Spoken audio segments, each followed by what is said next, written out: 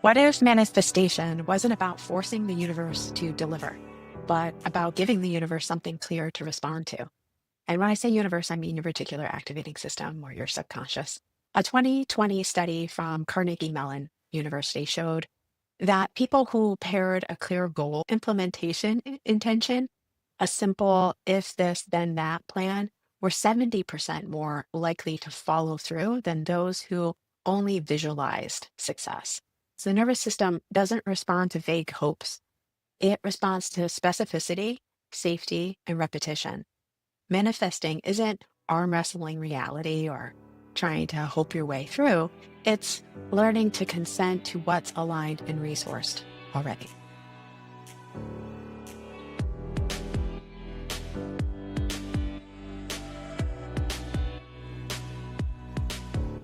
We make the outcome obvious, not by commanding it, but by arranging the conditions that let it emerge. That's what we were doing in Confidence Coming Out course. There's 7 steps. You've got your consciousness, your communication, and your care package. And those 3 are setting the foundation and soil so that then you set the scene and get it rolling. You understand your parameters and you understand what you need to do on a consistent basis based on the first 3. And then you plant the seed. And the seed is what I call the calling. It's something that you understand that you're coming with all the time. And this is where consistency, you roll back into the 1, 2, 3, 4, and then 5, and then 6, which is calling. In order to create creativity that's coming from a true space instead of a forced space, you need to know what you're coming with and how to feel it, embody it. So that's what I'm talking about today. I'm going to go over a few steps. Safety. Your body must know it's safe to receive. It knows through the first 3 steps, really, of the Confidence Coming Out course. The consciousness, bringing subconscious to conscious awareness and knowing what's going on in the moment. Then the communication, what do I focus on with my words and how I think? And how does that affect the rest of it? And what do I actually need, which is my care package number 3. And how do I fulfill those needs?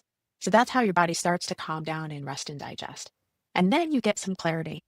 Now, all of those 3 create some clarity. Of course, the first one does particularly create clarity. But the 4th part of the confidence course really starts to create specificity. It's like, where do I stand within this container? What are the other things that touch this container? And where are my limits within this container? What's my domain? Understanding these parameters is really crucial. So your mind must recognize what enough feels like. And so I've described and containerized that it's in a felt sense.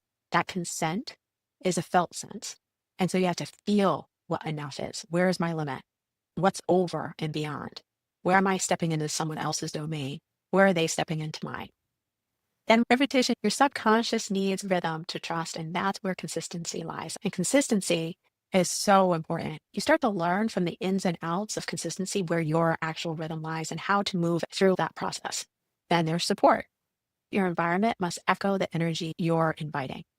And support, it's interesting because calling is in itself a form of support.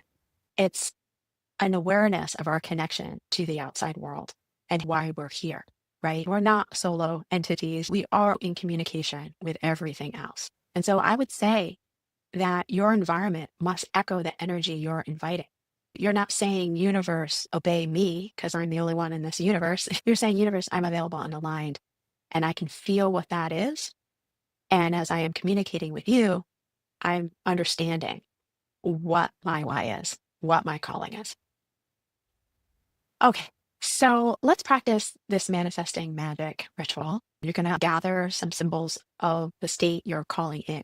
We can gather symbols of photographs, scents, or objects that feel like the outcome. And this might sound a lot like a vision board, and it can be. You can use a vision board, or it could just be objects for the day. This could be a practice you do every day, just like find 3 things that evoke a feeling. It could be just a color. Contain them in a private space, free from others' energy, because you want to charge them. So that's the 3rd part of this. So the first was gather the symbols. 2, contain them in a space that's private.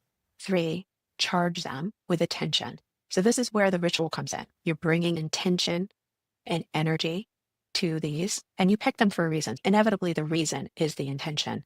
you breathe and visualize one next visible action that matches that feeling. Okay, so we're kind of bringing to mind what the micro action I can do. And then number 4, embody within 24 hours. Take that small action in real life. And this is an action that I would say play with.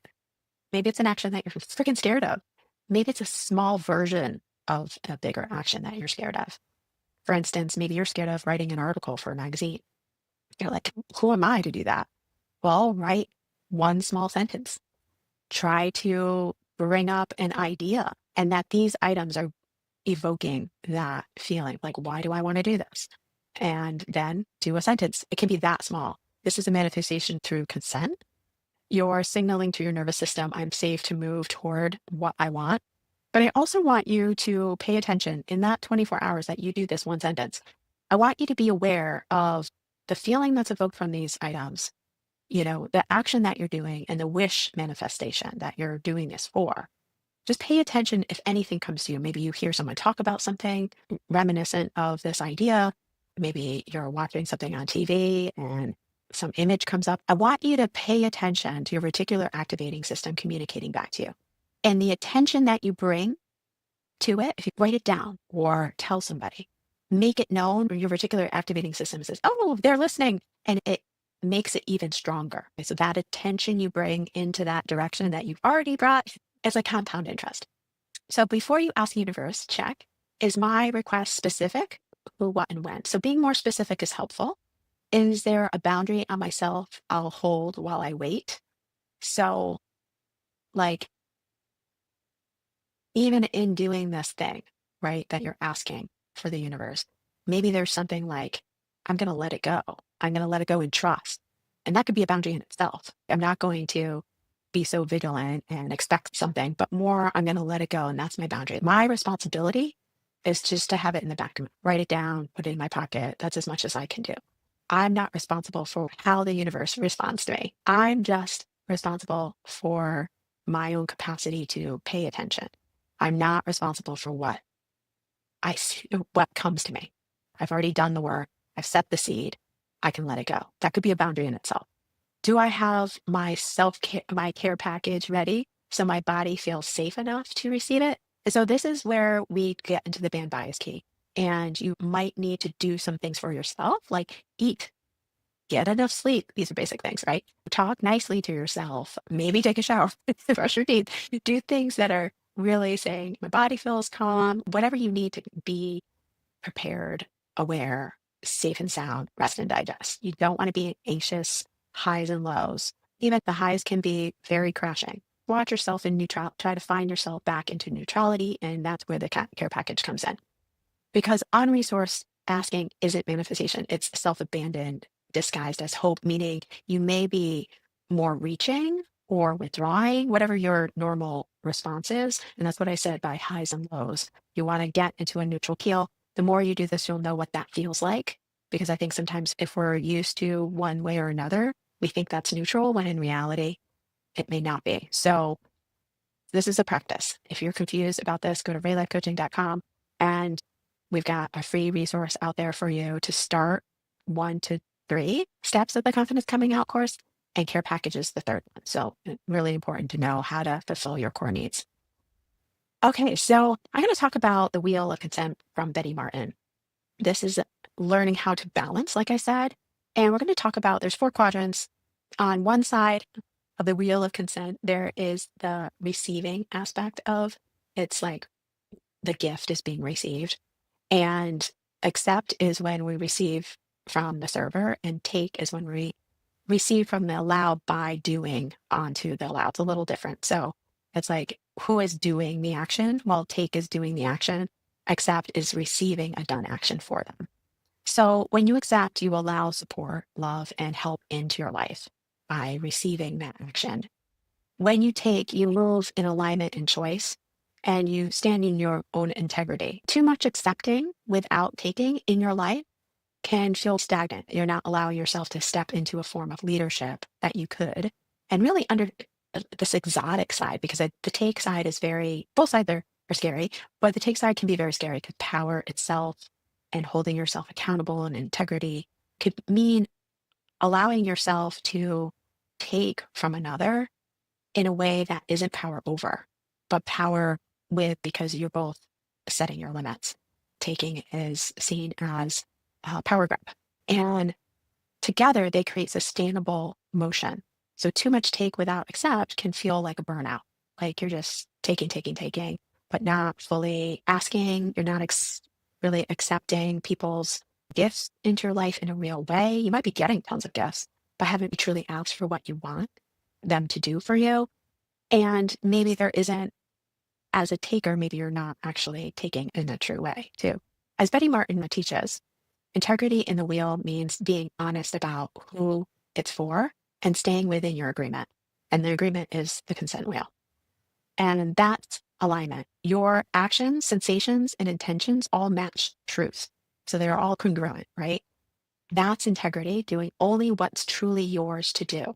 Manifestation becomes a consent practice with the universe. There's boundaries with what's yours, what's your domain, what's the universe's domain. The calling is like this in-between space, this agreement between the two of you at this time, and this awareness of how we affect others, how we affect the world, what we're meant here to do. That agreement is so important because that's the tie to your creativity. And that is really the tie to your authenticity. If you don't know that, then you're not able to really communicate with it and build it and create it. Manifestation becomes a consent practice with the universe. Knowing what's yours to take, what's yours to accept, what's not yours at all, knowing that domain is going to be so important, not just in the relationship to yourself and your trueness, but also with everybody else in your life. And when you stay inside that agreement, you live in integrity. When you drift outside it, you lose consent with yourself and with life. I'm going to tell you a story. This work is my work. I am not perfect. We are all here to learn. I've realized that there are so many instances where I have unofficially, subconsciously consented to things that are not in alignment with my calling, not in alignment with my true self. Consent is not subconsciously, right? I think we all, in some way, shape, or form, probably have said yes to this and are probably doing things in our life that are not, there's rifts. It's not that conflict is the problem. Conflict is not the problem. It is our capacity to work through conflict and how we work through conflict that tends to show us how we're able to communicate with our calling, with our authentic self, to really tap in to that, but also be able to voice it and do the boundary actions consistently, and therefore hold ourselves in integrity and be congruent with what we think we are, what we say we are, what we believe we are, and what we're actually doing and saying and feeling. Those are not jiving. This is where confidence is born, though, because confidence isn't the noise of control. It's the quiet knowing of alignment. And that's pretty much alignment. It's like alignment with that calling, that agreement with me and the universe. That true knowing spells out all of those limits in between through our actions and how we feel affected. It's the base and underline of why things aren't working or are working for us. And if we're in alignment with that, then it's going to feel easy. This friend who said that they wanted to move next to the sea. They really thought it was this one place, let's say Cape Cod. They really thought it was Cape Cod because that was their history. They went to Cape Cod all the time with their family. And so they kept trying to move to Cape Cod. But every time they did, they were pushing it, forcing it. It seemed like every obstacle got in their way. And then all of a sudden, certain things started to fall out of their life. A relationship fell out of their life. They noticed relationships like friends and connections were just not really working. It was the first time they lived alone. There were so many things that were like, this isn't working. So they tested again to go to Cape Cod, and that didn't work. Then they got a connection with an old friend who lived next to the sea somewhere else. And they went on a mini vacation to go visit their friend. And in that time between getting connection with their friend and actually leaving for vacation, they started to think, maybe I should think about moving there next to the sea. And that's still my history. And I know people there. And so they got, within a week, it was a quick response. They got all these connections, talking to their friend, and their friend had connections. And so they had it lined up where they were looking for a place to stay and move to within a short span of time. It just went like that. And I got to say, that's when alignment hits. It's like timing sometimes is right. The universe will do it for you sometimes. A breakup, or someone passes, or You get fired from your job or something sometimes horrific will happen. Injury, yeah. Sometimes the universe will do things to push you along. And that in itself is saying, okay, now you can no longer do it the way you were doing it before. Hopefully, then you start noticing what is missing from my life and you start fulfilling those things. And then you're available to seize another option. When you learn to accept what supports you and take what's true for you, you stop performing confidence and start embodying integrity. Alignment keeps your outer actions honest to your inner truth. Integrity builds the self trust that lets you stand in that truth. And that's what coming out as your authentic self really means. Not a one time announcement, but a daily practice of coherence. Who do you really represent? Even if you're coming out as polyamorous, trans, if you're LGBT, any LGBTQ, or maybe you're an astrologer, everybody in your world thinks astrology is crazy. Maybe you'll go into this religion and it's totally opposite from your family's religion. If it feels incongruent with you and you're coming out as your authentic self, then it's not a one-time announcement, but a daily practice of coherence. Because then you're continuously asking yourself, is this true for me? Is this right for me? You are a changeable being.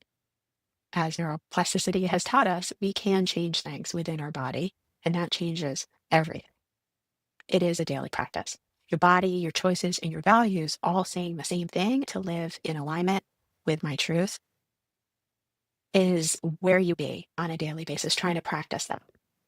Manifestation isn't about control, it's about coherence, align your state, consent to the next step, allow the rest to unfold. Because when you live in integrity, the universe doesn't resist you, it recognizes you.